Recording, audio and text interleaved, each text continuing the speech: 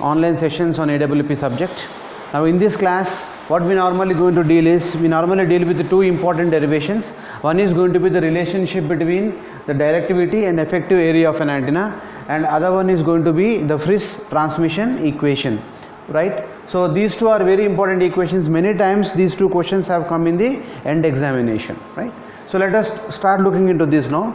Now what is the scenario we are going to have in the communication system in antennas and wave propagation?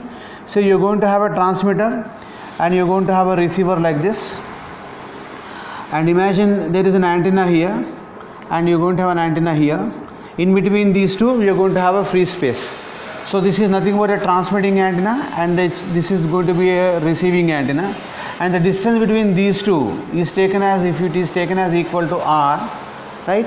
Now we are normally going to transmit from the transmitting antenna, we are going to receive from the receiving antenna, which are separated by a distance of r, right? So now this, how do we normally write the power which has been received by the receiving antenna? The power received by the receiving antenna we can write as equal to the transmitted power by 4 pi r square, where 1 by this 4 pi r square is something like area of the sphere.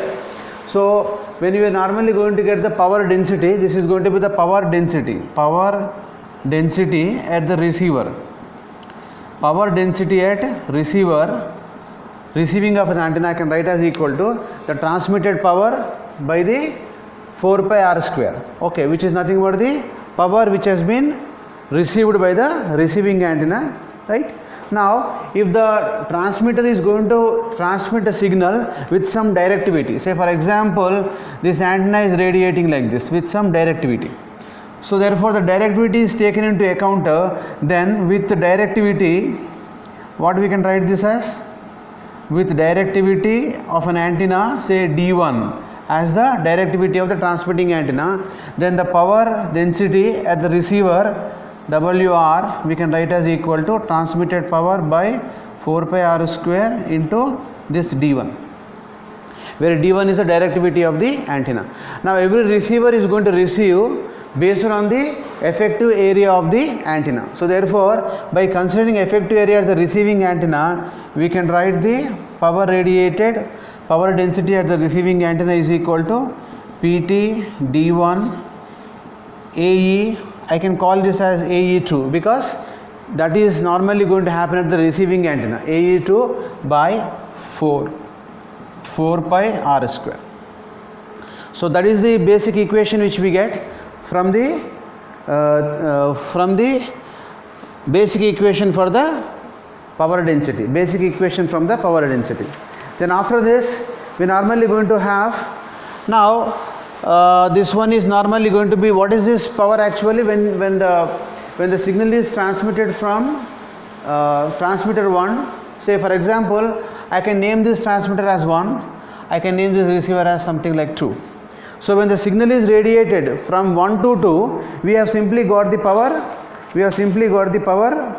received, okay. So therefore when it is going from 1 to 2, we have got this particular power. So therefore I can write this particular equation as something like, this is going to be P122 is equal to the transmitted power D1 AE2 by 4 pi r square. So that is what the power which has been received when it is transmitted from a transmitting antenna 1 and it has been received by a receiving antenna 2. When it is received by receiving antenna 2.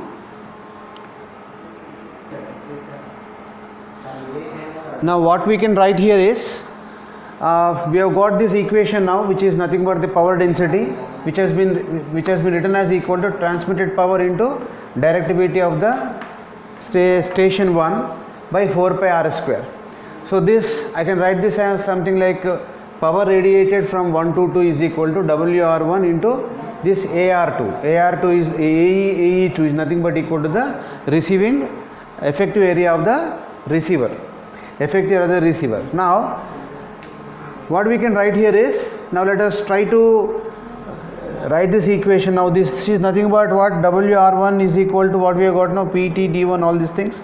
So I can write this as PT D1 by 4 pi r square into AE2 P122. Okay, so now what we want is, we want directivity and the effective area. Therefore we can write now D1 AE2 is equal to 4 pi r square into power from 1 to 2, okay, so by Pt. So this is the relation we can write here as the transmitting power. Now this Pt we can approximate it to say some P1, power at the first one. Okay, now when you interchange the two, transmitter and receiver, so after interchanging, what we can have? After interchanging transmitter and receiver, right, so we can just simply write, we can just make all the proportions reverse. D2 AE1 I can write is equal to 4 pi r square P 2 to 1 I can write. This I can write as equal to some P2. Now if you are going to follow the reciprocity theorem, so if reciprocity theorem is applied, reciprocity theorem is applied here. What is reciprocity theorem? Even after we interchange transmitter and receiver, the properties of the transmitter and receiving antennas are going to remain same. That is called the basic property of reciprocity theorem. That means if you design an antenna for a transmitter, if the same antenna is used here for a transmitter purpose, it is going to perform same activity. Similarly, if you design a receiving antenna here, if you keep this receiving antenna at the place of transmitter and receive the signal, it simply works like a receiving antenna. That means single antenna can interchangeably perform as a transmitter as well as a receiver. If it is satisfying that condition, we simply call that particular property known as a reciprocity theorem. It is following a reciprocity theorem.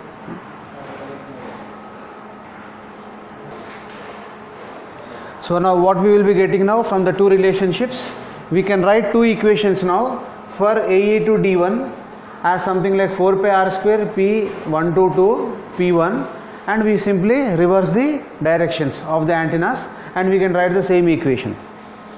So only thing is here, when you have P122 you will be having P1 here, when you have P221 you are going to have P2 here, right? So here these will be interchanged, AE2 becomes AE1, D1 becomes D2.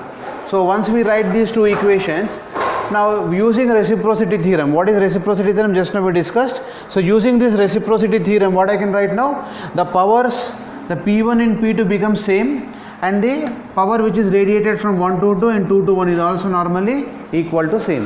So under this reciprocity theorem, what we can write now? Equation 1 becomes equal to equation 2. When these two are same, we can simply equate these two parts. This part we can equate with this particular part.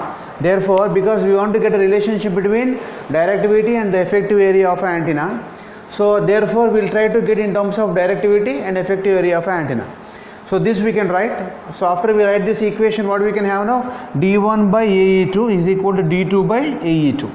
So this is approximated to D by AE for any practical antenna. Now we have a relationship for an isotropic antenna. The effective area, total effective area for an isotropic antenna is equal to lambda square by 4 pi. And for a practical antenna, this effective height becomes equal to lambda square by 4 pi into D. So therefore, I can write the expression for D is equal to simply, expression for D is equal to 4 pi AE by lambda square. So this is the equation for the directivity of an antenna with respect to the effective area of the antenna. So after this, we will go with the next relationship, that is known as the Friis transmission equation.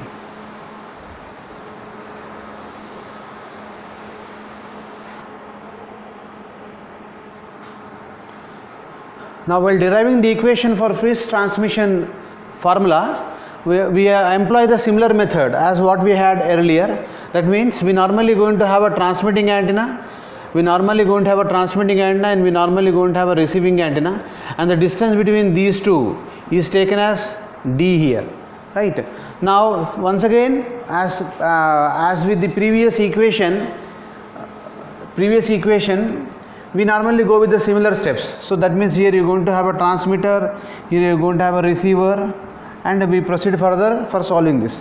Now if we assume that the transmitter is going to be an isotropic antenna which is going to radiate the energy in all the directions equally, then we can write the power density of an antenna is equal to the total power transmitted by 4 pi r square. Here r means what? D.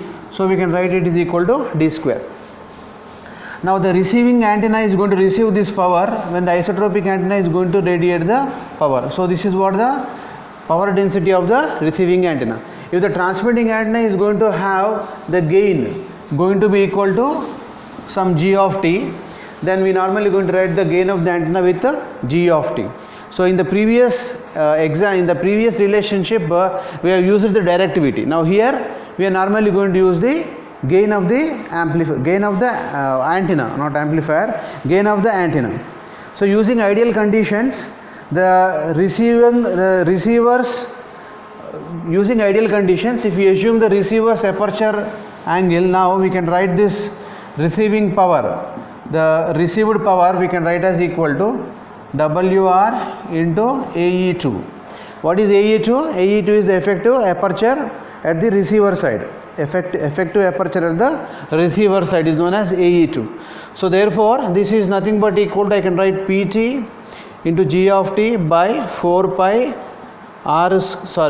d square we can have into AE2 is nothing but equal to P into R, received power. So this is nothing but received power density is equal to, this is the equation which we normally going to write. Now it is, this equation is almost all similar like a previous equation. Only thing is here we are considering D instead of R, where D is the distance between the two antennas, transmitting as well as the receiving antennas. Okay, so therefore now in the previous class, from the previous class we got a relationship for D, directivity. We know the basic equation. Directivity D is equal to 4 pi AE by lambda square. This is the equation which we have got for the directivity, 4 pi AE by lambda square. Now we have a relationship between the gain of the amplifier and the directivity of the, gain of the antenna with the directivity of the antenna. Now what is the relationship now? G is equal to efficiency into D. Now if here we take, if efficiency is taken as equal to 1, then what we can have now? We can write G is equal to D. So in that sense I can write the gain of the transmitting antenna we can write as equal to 4 pi AE by lambda square. So that is the equation I can write for gain of the transmitting antenna. Okay, now we will try to substitute this gain equation in the above one to get the equation in terms of AE to AE1. So now this value is going to be what now? What is that we normally going to write? This is what at the transmitter side. Okay, this is what the gain of the transmitting antenna. So I can write this as AE1. Okay, already I have written this here AE2. Now what we'll do now? Let us say this is equation 2. So imagine it is equation 1. So let us put equation 2 in 1 and solve this equation now. So the power at the receiver is equal to transmitted power by 4 pi d square as it is here into what is gain of the antenna, which is 4 pi AE1 by lambda square, okay, into AE2. So what we are going to have now? This 4 pi will get cancelled. Then next what I can write now? I can have a relation between PR and PT is equal to AE1 into AE2 by lambda square into D square. So this is the relationship in terms of the effective aperture, of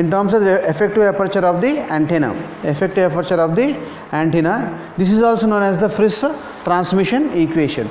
So after this we will try to get in terms of the gain of the antenna at the transmitter as well as at the receiver now. So here we have got this relationship already, that PR by PT is equal to AE1 AE2 by D square lambda square. Now already we just now we have computed between the relation between the directivity and the effective area of the antenna. Using that relationship, that is, what is that we have got? There we have got as D is equal to 4 pi AE by lambda square. So this is what the relation between directivity and the effective area of the antenna, or aperture area of the effective aperture area of the antenna. Now using this relationship we can approximate D to G if efficiency is equal to 1. So if efficiency is 100% efficient, if the antenna is 100% efficient under ideal conditions, we can say efficiency is equal to 1. So under that condition we can have D becomes equal to G. So therefore I can write this G is equal to 4 pi AE by lambda square. Now we can write this equation for the receiver side, the gain equation for the receiving antenna. So if you write the gain equation receiving antenna, this AE becomes equal to AE2, and rest of the equation becomes as it is as 4 pi AE2 by lambda square. Now we have got earlier that the received power density is equal to PT by 4 pi D square multiplied by the gain of the transmitting antenna and multiplied by the AE2 at the receiving antenna. So that means this is what actually the power which is got transmitted from the transmitting antenna. So after it gets multiplied with the effective aperture area of the antenna, then we normally going to get the received power at the receiving antenna. In this relationship now we have AE2. So what we'll do is, now for AE2 we substitute for AE2 from this equation we substitute in this particular relationship. So what we can write here now. So let us write here AE2. What is AE2 I will be getting here? AE2 is equal to GR lambda square by 4 pi I will be getting. Okay, that is nothing but equal to AE2. So this GR AE2 I will substitute here in this equation for PR. So therefore PR is equal to, now what I can write, PT, that is transmitted power, into gain of the transmitting antenna, into this one AE2. AE2 is equal to GR lambda square by 4 pi. Okay, 4 pi by 4 pi, this one by 4 pi, and in the denominator I have 4 pi D square. Denominator I have 4 pi D square. So now this equation will simply turns into what now? I can write this equation as now PR by PT. So PR by PT is equal to GT GR lambda square by, I can write this as 4 pi square D square. 4 pi square D square. And this further I can simplify as something like PR by PT is equal to GT GR by 4 pi D by lambda whole square. So I will be getting relationship here as something like 4 pi into D by lambda whole square. So this is the relation that I will be getting. Now this equation is known as the Friis transmission equation. So it is known as Friis transmission equation. Friis transmission equation. Right? So using this equation we have so many problems to solve. So we can solve the problems based on these two relationships. So with this we'll end up with today's session. In the next session we'll try to solve some of the problems on unit 1.